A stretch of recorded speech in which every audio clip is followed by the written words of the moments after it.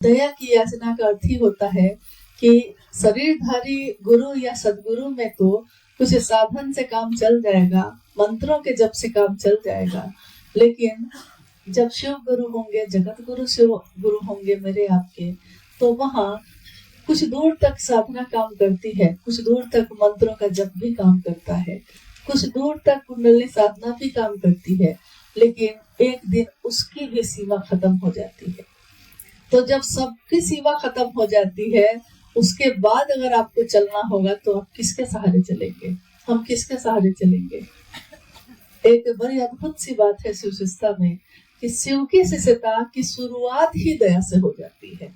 यानी कर्म नीचे ही रह गए, साधना नीचे ही रह गई, मंत्रों का जप नीचे ही रह गया, और सीधे जैसे बच्चा को सीधे 5वां क्लास से शुरुआत कर दी गई है। अब उसको आता कुछ नहीं है, लेकिन शुरुआत उसकी पहला क्लास से नहीं है, सीधे 5वां 7वां क्लास से शुरू कर दिया गया है। तो हम सोचते हैं कि ये कैसे होगा, क्योंकि हमको कुछ भी तो आता नहीं था।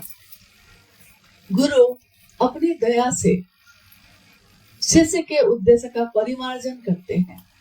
शिष्य जब कोई बनता है तो हो सकता है उसके मन में कोई कामना हो, कोई मनोकामना सबके मन में होगा। अभी हम लोग जितने लोग यहाँ बैठे हैं, तो अगर हम लोग सब आपस में एक दूसरे से पूछें कि जिस दिन हम लोगों ने शिव को अपना गुरु बनाया था, उस दिन किस कामना से बनाया था, तो सबके अलग अलग बात होगी, सबकी। लेकिन आज 2 साल 5 साल 10 साल के बाद भी क्या वही कामना है जिस कामना से हम लोग बनाए थे महादेव को गुरु? कोई प्रेम से बनाया होगा, सुन के अच्छा लगा इसलिए बना लिया, लेकिन किसी के जीवन में दुख होगा इसलिए बनाया, किसी को संतान नहीं होगी इसलिए बनाया, किसी को नौकरी नहीं मिल रही है इसके लिए बनाया, कोई सहारा नहीं है तो महादेव ही एक सहारा इसलिए बनाया। सबका उद्देश्य उस समय अलग अलग रहा होगा। अब कुछ दिनों में, कुछ सालों में, क्या उस आज भी वही उद्देश्य है हमारा? इसका परिमार्जन कैसे हुआ? क्या इसके लिए हम लोगों ने कोई अलग से प्रयास किया? 3 सूत्रों के अलावा कुछ और किया है हम लोगों ने? जो साहब ने कहा 3 सूत्र करने को जितना भर आता है वही करते हुए चले जा रहे हैं, और आज हम देखते हैं कि क्या हम वही हैं जो उस दिन थे? शरीर से तो वही है, बाहर से तो वही है, लेकिन अंदर बदल गया है। ये इंसान जो बाहर से दिखता था, आज इंसान शरीर से तो वही है, लेकिन उसका आंतरिक जो मन है, उसका मन जो है वो बदल चुका है, उसका उद्देश्य बदल चुका, उसकी मंजिल बदल चुकी है। जो मंजिल कोई मनौती थी, कोई मनोकामना थी, स्वाभाविक है ना कि जिस दिन हम लोगों ने मनोकामना मन में रख के महादेव को गुरु बनाया होगा, उस दिन हमारी मंजिल महादेव थे कि हमारी मनोकामना थी? महादेव थे, मनोकामना थी, लक्ष्य तो वही था। तो जो लक्ष्य होगा आपका, मिलेगा भी तो वही। कोई बच्चा लक्ष्य रखा है कि हम मास्टर बनेंगे, तो मास्टर अगर नहीं बना तो कम से कम स्कूल का चपरासी भी बन जाएगा, लेकिन स्कूल तक पहुंच जाएगा। यानी लक्ष्य जहां है उसके नजदीक भी कम से कम पहुंच जाएगा, लक्ष्य जो होगा।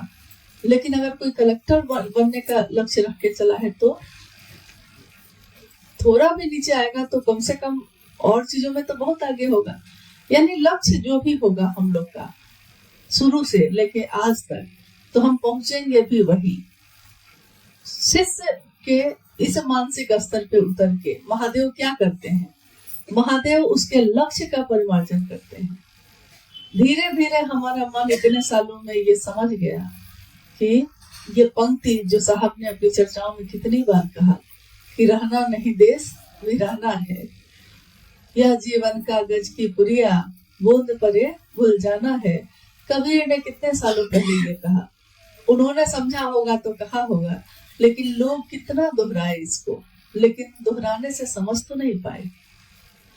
साहब ने बार बार इस पंक्ति को भी दोहराया कि ये क्यों नहीं समझते हैं हम लोग कि यहाँ रहने की जगह है नहीं, आए हैं तो जाना ही होगा। तो थोड़े दिन की यात्रा में कितना सामान लेकर जाएंगे, कितनी मनोकामना पूरी करेंगे, कितनी चीजें इकट्ठे करेंगे। बोलने में तो हम लोग भी शिव चर्चाओं में यही कहते रहे हैं शुरू से लेकर आज तक, लेकिन शुरू में ये बात समझ में नहीं आई थी। सिर्फ महादेव की बात की, सिर्फ महादेव से दया मांगा, महादेव की चर्चा की और महादेव को प्रणाम किया, बस इतना ही किया। लेकिन ये करते करते हमारा आपका मन सचमुच में, यथार्थ में ये समझने लगा कि यहाँ महादेव के सिवा कोई अपना नहीं है। बच के निकल जा इस बस्ती से, यहाँ करता मोहब्बत कोई नहीं, यहाँ कोई किसी से मोहब्बत नहीं करता।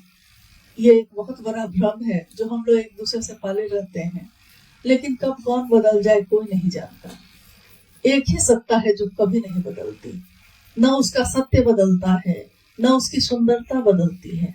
महादेव की, जिसका दर्शन साहब ने करवाया, जिनसे हम लोगों का गठजोड़ साहब ने कर दिया, एक ऐसा रिश्ता बनाया जो कभी हमारा साथ नहीं छोड़ते। महादेव ही है।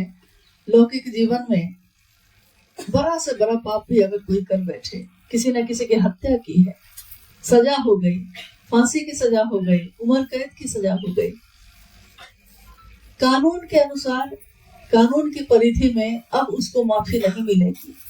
लेकिन लौकिक जगत में भी एक रास्ता उसके लिए खुला रहता है, और वो है राष्ट्रपति जो होते हैं सर्वोच्च, उनके पास मर्सी अपील करना। मर्सी अपील मतलब दया की याचना।